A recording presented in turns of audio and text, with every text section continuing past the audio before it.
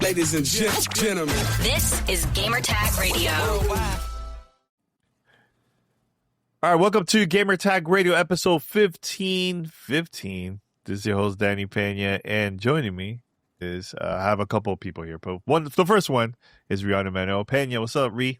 Hello over there, Danny. I'm here and ready to ask lots of questions. Lots of questions. And also, from the Throwdown Show, the one and only Tony Polanco. What's up? What's up, Tony? What's going on, man? Back again. You know, we're going to have another great episode talk about this SAROS. Yeah, SAROS. But quick thing, Tony. Have you gotten far in the game? Because I know it's a difficult game. Just want to throw it out there. I have not. This is how hard this game is, bro. I finally got to the to the second place after beating the boss. It took me 5 days to beat the boss, bro. The first boss. That's how hard this game is. So, but you're a beast. You beat the game already. So twice. Wow. See, look, you see this Reed flexing on here? It's crazy. No. To be fair, the last two levels, not the levels, it's more the bosses. I had to change the difficulty. I was like, yo, this is too extreme. There's no way I could complete this. Like, there's no way. Now, I think now that I finished it twice, I think I could do it normal because I memorize the bosses. I memorize them. You know what I'm saying? You're getting a little ahead of the audience here, Did you want to tell them what we're talking about? Oh, we're talking about SAROS. Sorry about PlayStation. Let's pull it back. Listen, when gamers talk, we talk, man. We talk. Yeah. No, I just want to say, thanks to PlayStation for sending us review copies early. And, this is, and I've been mentioning this for a while. Tony knows about this. I've been mentioning this for a while that this is like my most anticipated game for this year for me because, I love Returnal. To me, Returnal is one of the best games that came out this generation. I know it's not for everyone because this game is so difficult, but I feel like SAROS is up there with Returnal, but at least there's a new entry where a new difficulty for people the newcomers could play the game easy, instead of playing it super hard like Tony. But now, Tony, you ever change the difficulty at all while playing the game? I had to, but it's interesting because it's not like the standard thing where it's like you put it on easy, put it on hard. It's really more of the, I'm forgetting the name of it. It's like modifiers. It's like, for example, you could like deal extra damage to the enemies, but you also have to pick a perk that's negative. So it's like you gain less resources. So it's like a meter. You guys will see it and you got to balance everything out. You can't just put like a bunch of perks. You got to put some negative stuff too, Yeah. And I kind of like that, it's like you can have it quote unquote a little easier, but not too easy because you got to sacrifice something. Yeah. And Ree, I know we were going back and forth of things to add in there. What was it that stood out to you the most about that section for you when you were seeing that me playing? I have the benefit of backseat gaming while you played, Danny, so I'm sort of like the girlfriend review passenger in the scenario where I was watching you go through all the hard parts and I got to say, go here, over there, you missed something. And watching you play, I thought it was really, really cool how Smark has introduced this new balancing mechanic where, let's say, you don't ever really need to use your, let's say, a parry mechanic. Like, you don't feel like you need to parry. You kind of get through every enemy you meet without using it, or it's just something that doesn't come naturally to you. You can make it so that parries are weaker. And then on the other side, you could make it so that when you get hit, you take less damage. And the trade-off between the different modifiers that Tony was describing can really tailor to your play style.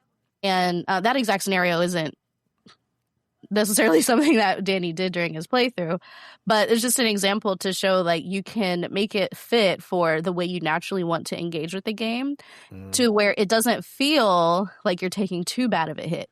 Now, there are some that you turn off modifiers where, like Tony said, you don't earn a lot of money, which is tough because then you upgrade a lot slower, so you have to do a lot more grinding. So there's definitely some pain that goes along with that ease of access. But I love that the developer wanted to do that, and they made it so that it's almost another mechanic in the game to challenge the players, right?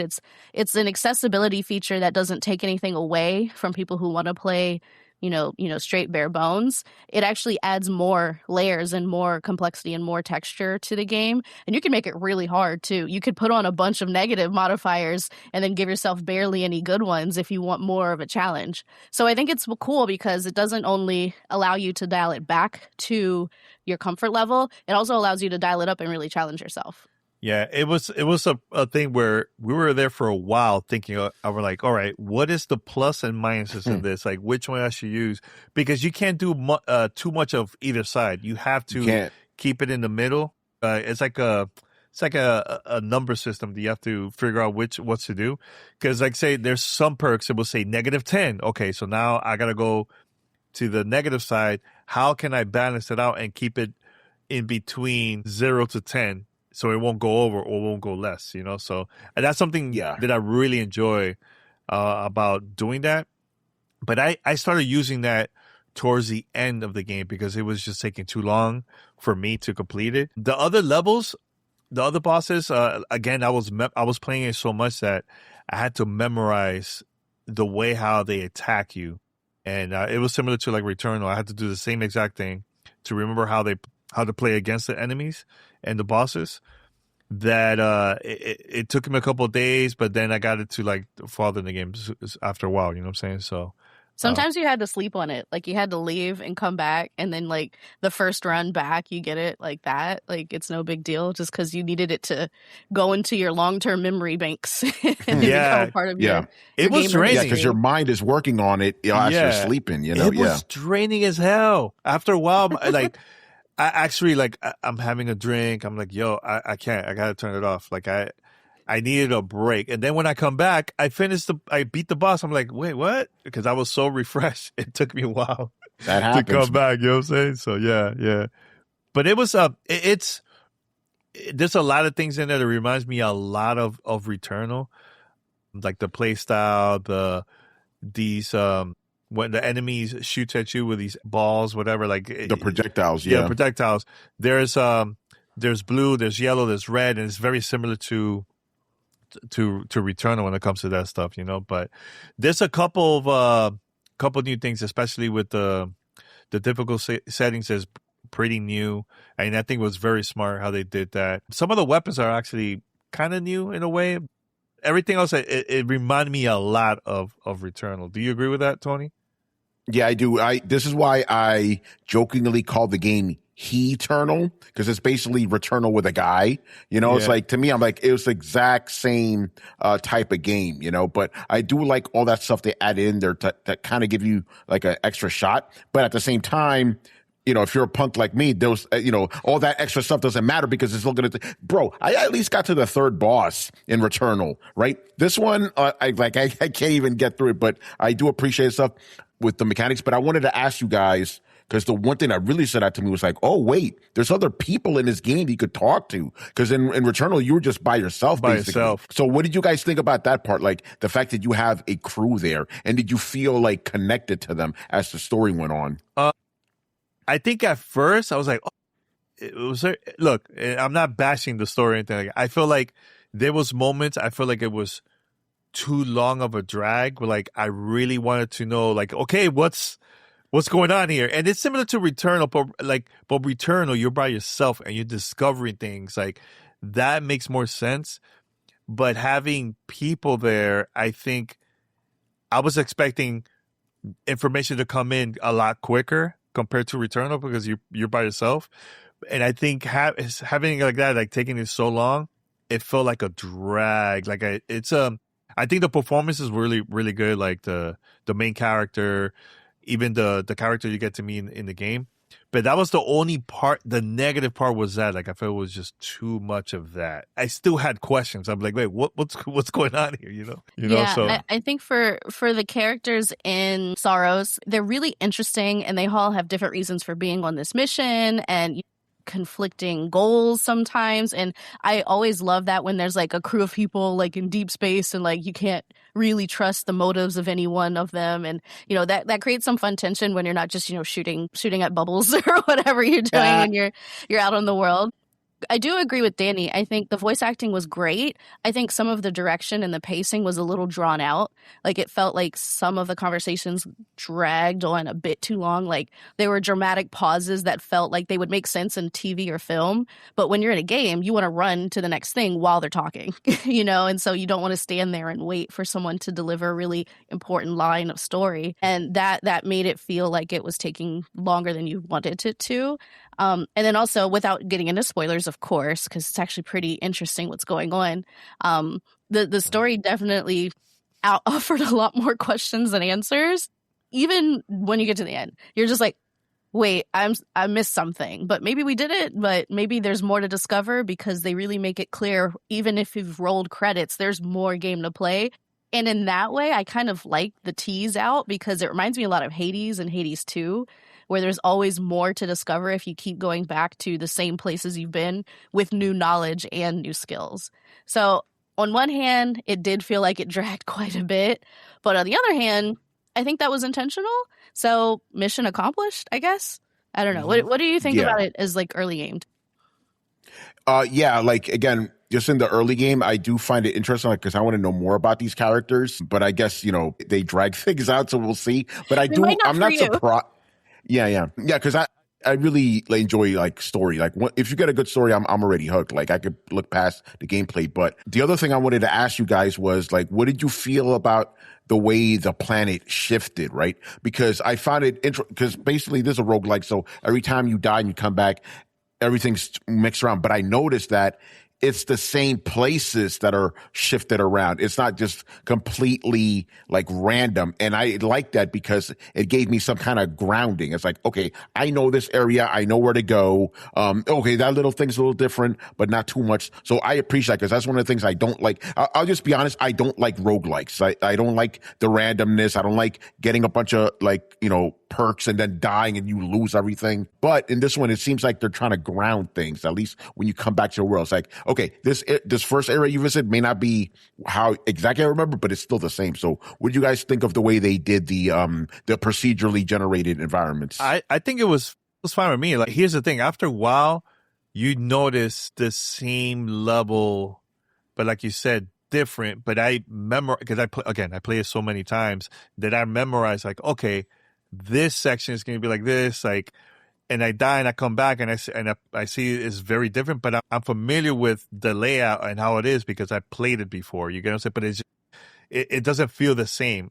Sometimes some of these levels that they changes, it might be more challenging than others. But again, it's all, you just got to keep on playing it until you fight the one that fits perfectly for you, Yeah, now, it's another almost thing, like passing out hands in a deck with a deck of cards, right? Like, it's not an infinite number of combinations. Like, this isn't like AI generated or anything like that. They have, let's say, 30 different mini environments in each level, and in any one playthrough, you'll see 5 of them in different orders.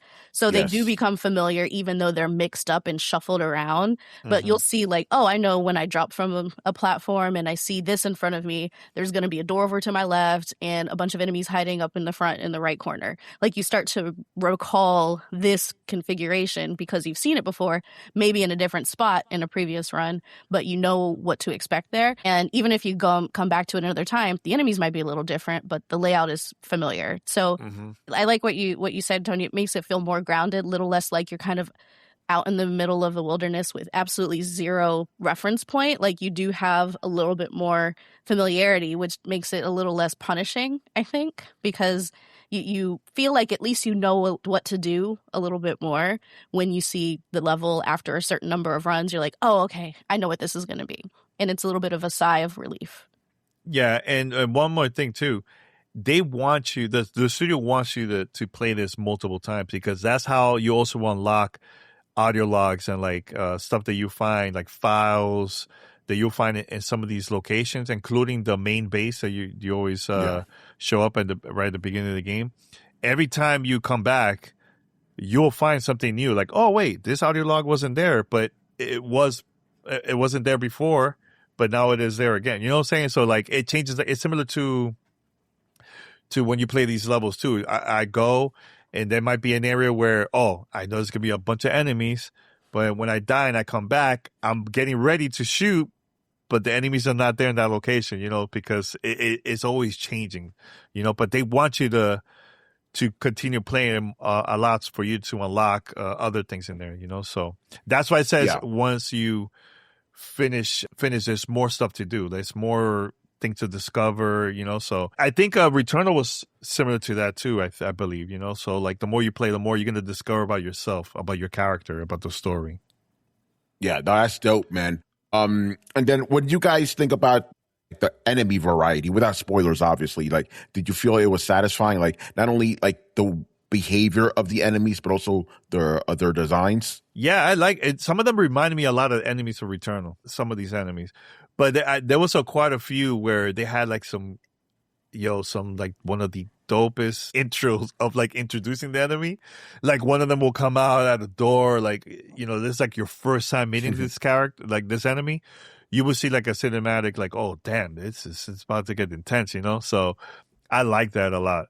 It was cool. Some enemies, especially later in the game, they're very, very challenging. That it took me a while to like figure out like, okay, what is the best weapon to use for me to attack and beat these enemies, and even the bosses too, So like this one weapon that I really like, it's called Split. It's the Smart Split round. Smart Split round. That one, I like those. Yeah, I like those. I like that one because it's like you shoot.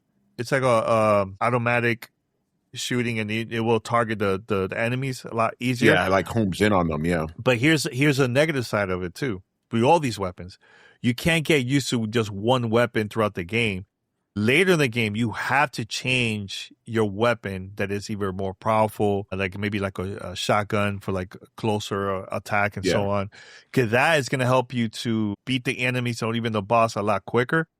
I was trying to use that weapon for all the way to the end, and it just didn't work out for me because I'm like, wait, I need to change it up.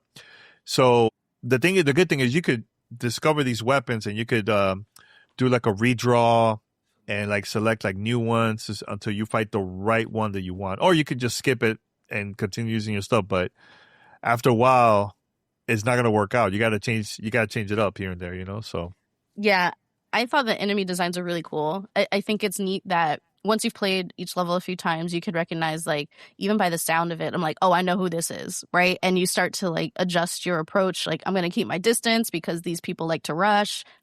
These enemies like to rush. Yes. Or, I can push a little bit closer because they're usually going to stay really stationary, and I just have to make sure I'm ready to dodge or shield.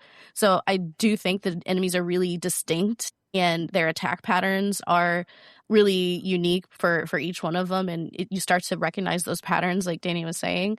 And I think it's hilarious, though, you mentioned the weapon, Danny, because for the longest time we were like, oh yeah, smart split rounds, why would you play with anything but this? And then you got to one mini boss and you're like, fuck, I need a shotgun. Like, this guy is in my face, I need to push him back.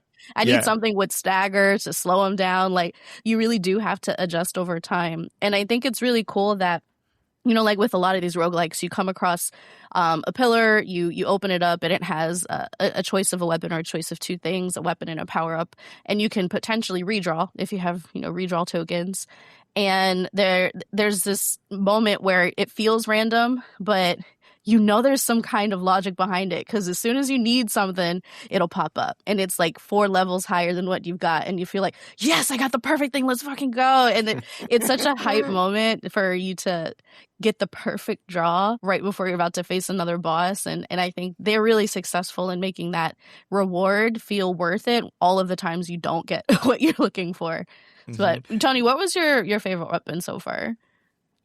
My favorite weapon is, I don't know if this is the exact name, but it was like an assault rifle. I love assault rifles in general in the game. So when you pair that with the homing like shots, I'm like, bro, I'm just cooking these dudes right now. Especially with the first boss, because he has like multiple nodes you got to hit. So it's like, it was easier to I'm just gonna just shoot forward, and the shots are gonna find their way. Yeah. And right now I found a shotgun. I have mixed feelings about the shotgun because very powerful, but if you get close to these enemies, you're going to get cooked. So it's like I have this shotgun. I'm trying to stay back, but my shotgun doesn't do enough damage. So I'm like trying to find the perfect balance. But I did like how the game is very generous with the way it gives you constant power ups as you keep going. And I do feel, with the exception of the shotgun, which I probably just need to find a better use for it, they all work very well. I even like the handguns. I typically don't like handguns in games because they're too slow, but this one, like, yo, it's fast and it's powerful. So, as long as I had like a high level weapon, I was good. I wish they kind of, let you have like multiple weapons at the same time, but I get it, Yeah. There's, and I know you mentioned about shotguns. Like, I didn't like the shotguns at first, I remember. But there's one that you're gonna eventually get it and upgrade later, where you use that weapon and it basically freezes the enemies, like, because of electricity. And they're It'll like, stagger them. Yeah. So that's cool. And that's when you could go and give them like the melee attack and they will die right away, So keep on playing and testing out the shotguns, because later you're going to find a couple like, man, this makes sense. So don't diss the shotgun all the way, because I didn't like it at all in the beginning. I didn't like it. Yeah, I was the same way. The other thing I wanted to ask you, because this was one of the coolest things I found about the game. It's like you're playing it and it's already pretty challenging and pretty scary. And then the eclipse happens and things get real. It's like, yo, what is happening? So what did you guys think about that? And also the corruption, because it's like you want to dodge enemies to begin with, but you really want to dodge them now, because when they hit you, basically they hit you with this, it's like corruption, and your health can't go above a certain point, like, bro, I got to a point where it's like most of my quote unquote health was just corruption. I'm like, bruh, and that's temporary though. That is temporary. It's temporary, yeah. But it lasts too long. Like, it's like, okay, it lasts mad long. Yeah, I know it's gonna go away eventually, but here's my advice. You could play the game like that without the eclipse. But there's going to be certain parts that you needed to unlock certain areas in order for you to go to the bosses, right? But it's good to unlock that as soon as possible. As soon as you see it, that you have the opportunity to get the eclipse, get that, because that's going to help you to get better weapons, better of everything.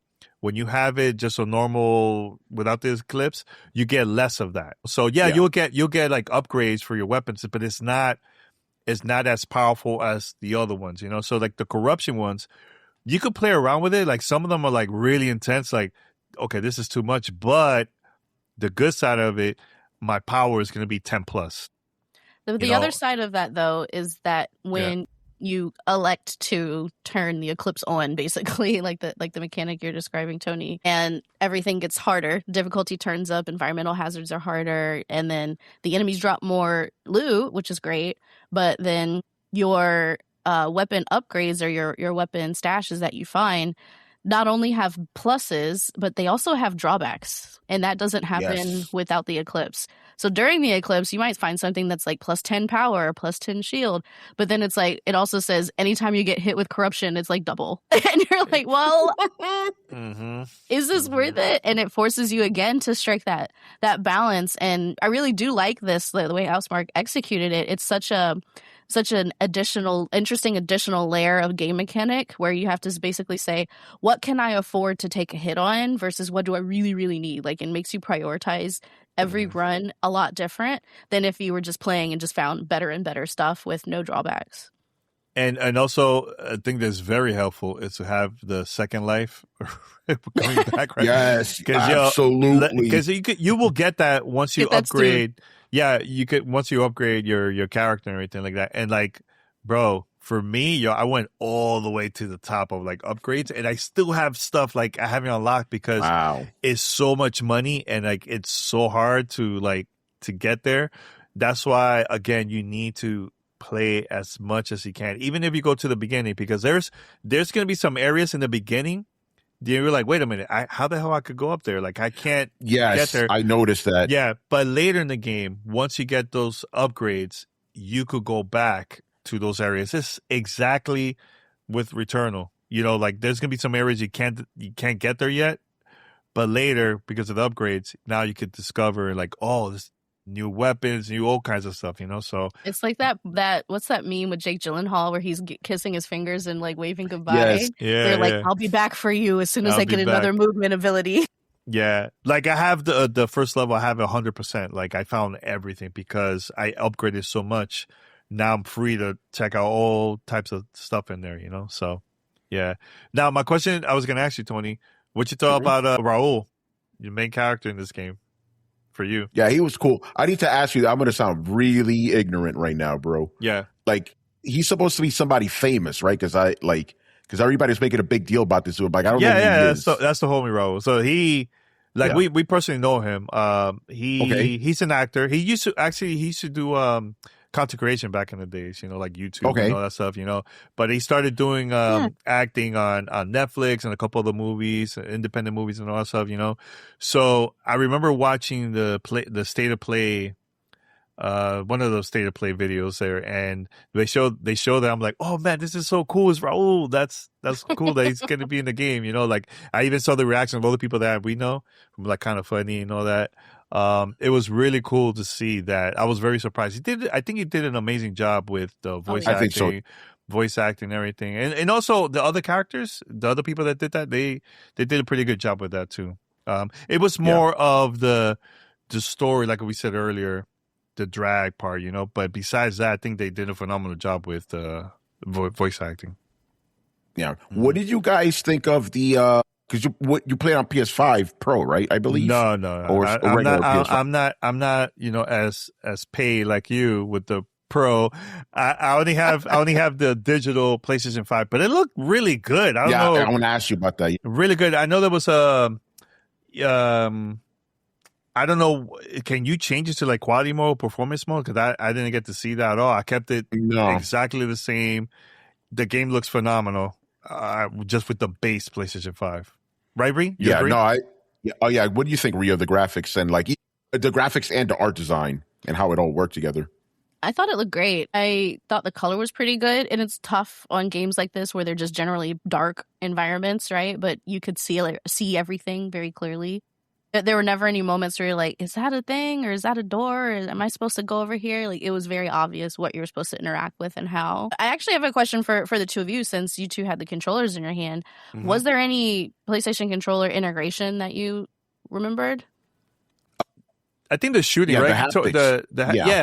It felt really good playing that. Yeah. To be specific, every weapon has like a side, like an alternate fire, and you have to hold the like halfway down, and you feel it when you hit it. Like you're not pressing it all the way down. It's like, oh, I hit it, right? So I never had a point where I'm like, am I doing this right? You always felt it. So I like when the PlayStation controller does subtle things like that, where it's not just over, where it's like, in your face, like it's just very subtle. So that was really good. Instead of having, here's another button we got to press, just hold the same one you've been holding. But yeah, I think the haptics in this are very smart, but not too crazy, because like there's some games where like I play a session and I got to charge my controller because the haptics just killed the battery. And this one, I still haven't charged my controller yet, Danny, you feel anything with the haptics? Yeah, I was going to ask you a question about the controller before I answer this. Because this is my first time playing this type of game. Because Returnal, I played on a PC. I didn't get to play it on the PlayStation 5. Okay. So I was using the Xbox controller. It played pretty good, right? But, playing SAROS, I felt like, wow, I should have played Returnal on the PlayStation 5. Like, it feels good playing with SAROS with the controller. Now the only thing that I haven't noticed, because I had the sound of the controller all the way down. So I'm wondering, is there any sound effects or anything you will hear while you play the game with the controller, Tony? Not a lot. Like, because there are some games that go ham. This one does a little bit. But nothing really stood out to me. But I do agree with you, like, because Returnal was another game that did really good with the haptics, so and this one does it. I would say it a little bit better because the Returnal was a little bit over the top sometimes because, it was like kind of a sort of launch game. So they had to just throw that stuff in your face. This one I feel does what Returnal did, just a little bit smarter. Yeah. But it makes the game way more immersive just having the controller doing all this stuff. Yeah, I mean, you could feel it every time you use a different weapon. You could tell, like, okay, this is going to feel very different with this, So I really, really like that a lot. I really, really like that. Yeah, like I really enjoyed SAROS. I had a great time playing this game a lot, man. Look, I have like 33 hours, I believe, or 35. Wow. It's like something like that. But like the other night, I was playing. I'm like, I'm gonna go beat this boss again, just to see. And I did it like nothing, right? And now what I want to do is discover other audio files and audio logs and all this kind of stuff. So, and also there's areas that I need to discover that I totally missed. I'm just gonna go back. Like I already did the first one, so I'm probably gonna replay all the levels again now that I'm fully upgraded to see what type of things I could find in there, you know. So, and I might go back to the last 2 levels and put it just normal without the Modifiers, the modifiers and all that. So to see if I could complete it without it, you know. So we'll see what happens. You got this, bro. Yeah, that's it. Do you see yourself trying to finish this, Tony, or what? Yeah, I'm gonna keep going for a little bit, and we'll see what happens. Again, I gave up on Returnal after a while. I'm like, okay, like this is I can't hang. You know, I'm willing to admit that. I'll keep giving this a try, but I do feel that if you really want like a challenging game, that's still fair. Definitely check this one out. I think House Mark did another phenomenal job, man.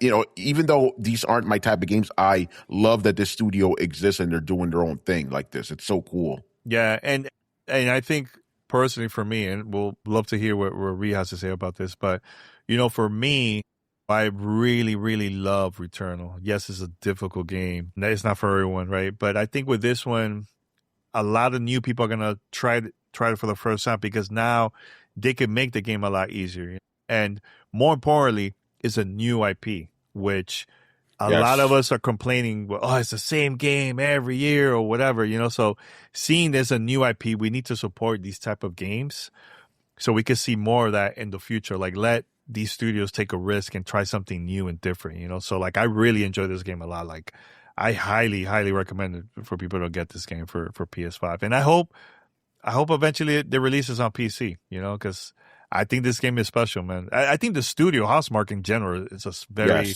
special studio, you know. So, Ree, want to say anything else about it? I mean, I think Housemarque has another winner on their hands, right? Like they knocked it out of the park with Returnal, and this is even better, and I think even more approachable for people who maybe bounced off of the previous installment because the difficulty was so high. And not only do they make it approachable, they make it interesting and how to tweak it for yourself, right? And it's not just click down to easy mode or baby has baby mode. It's just, it's like, there's a couple things that are a little hot for me, but a couple things I could take a little bit more challenge on, and you balance it for yourself. And I think that's a really great way to do it and make it more interesting for people who were bored and wanted harder instead of easier, right? So it makes it a better experience for everyone. Usually accessibility features do that in general. And I think their spin on it is really cool and really unique to them. And yeah, production quality is way up there. It's super beautiful. It performed well. You didn't have any crashes or major bugs the whole time. Yeah, nothing. Yeah. Nothing. The level design's really easy. Not easy. It's clear to understand. You know where you're supposed to go. Maybe not easy to get there. But yeah, like it's a really straightforward marquee single player game. It's Sony's bread and butter. And like you said, Danny, it would only benefit from more people being able to play it. So hopefully the PC folks get a chance to take a crack at this one, because it is a really great game. And it's one that you shouldn't miss if you like shooters, if you like single player games, if you like roguelikes. There's something for a lot of different people here. Yeah. And I know Ree mentioned this to me multiple times when I was playing. Use your shield. Use your parry. Yeah. But here's the thing. Yeah. But here's the thing. Like I was playing it so good without it that I'm like, I don't need it. The flex right here. The flex. Here's the but. Here's the but. I think in the early games, you don't need it.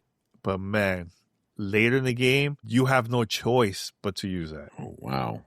Because it is so hard without it. So hard. Like I had to mentally prepare myself, like I have to use this because I got used to not using it at all. And Ree was the one saying to me the whole time, use it, just use it. But I'm like, I don't really need it. Like it's not, you know. But yeah, later in the game, 100%. Get ready. Okay, that's good to know because I like the shield. I never use that. And I'll be real. See? And I'll be real. I didn't know there was a parry in the game, bro. I just learned there was like a quick reload. I'm like, what? You might not have gotten to that enemy yet. There's one that Okay. Introduces the necessity of a parry. Yep. Good to know. Yeah. I got to get in that Sekiro mind, I guess. Yeah. And there's a couple weapons that I discovered late in the game. I'm like, I don't like this, man. I used it once. I'm like, never again. Yeah, Like the the game has some shotgun? surprises for you towards the end. It doesn't just rest on what you've already acquired. Like Danny said, you get some new movement abilities to upgrade, and then a couple guns you've never seen before. Like even right up until the end, which is pretty cool. Yeah, it's pretty cool. All right, but Tony, Nope. thank you so much, man. I love bringing Tony on the show. Like when it's like one of those like really unique, Yes. special moments, like a game like this. Hopefully we could do this again in the future with more of the games. There's a lot more games coming. There's a lot more games coming this year. This year we've been cooking, man. But yeah, Danny, thank you so much for having me on. And I really loved having Rian. It's cool just having us three banter and stuff. So Yeah. dope stuff, man. What's new with Throwdown Show? Anything that's coming up you'd like to promote? Or Tom's Guide. Tom's Guide too. Yeah, there's a lot of stuff coming out. Tom's Guide. I got a bunch of hardware. I'm reviewing a bunch of gaming laptops. Unfortunately, I can't play SAROS on any of the gaming laptops yet. Yeah. I also have a review, but I can't.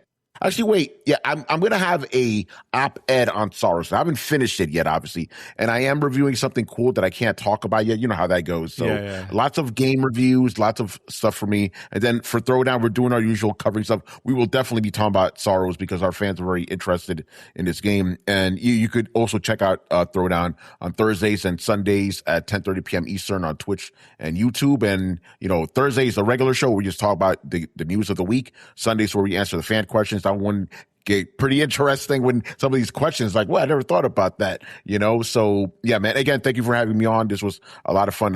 I'm pretty sure we're going to be together again, talk about another big game because there's a lot of games coming out this year, bro. A lot of games. Hopefully we could do something with GTA, maybe. I don't know. We'll see if we get it earlier than that. We'll see. You never know. Yo, and I'm gonna say it right now. Maybe we can get Paris on me. He keeps stuck in me, man. I know, right?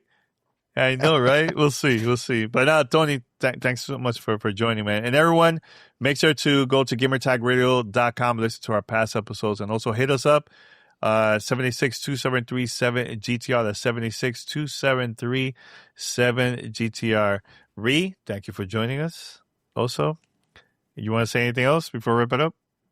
Oh my gosh. Yeah, big news over on the Dana and Rihanna show. Go check it out. Oh, yeah, we're having a baby boy. Sorry, spoilers. Congrats, guys. Right to it. Don't click and watch it, though. Yeah, it's all good. All right, guys. Until next time, we're out. Bye. Bye.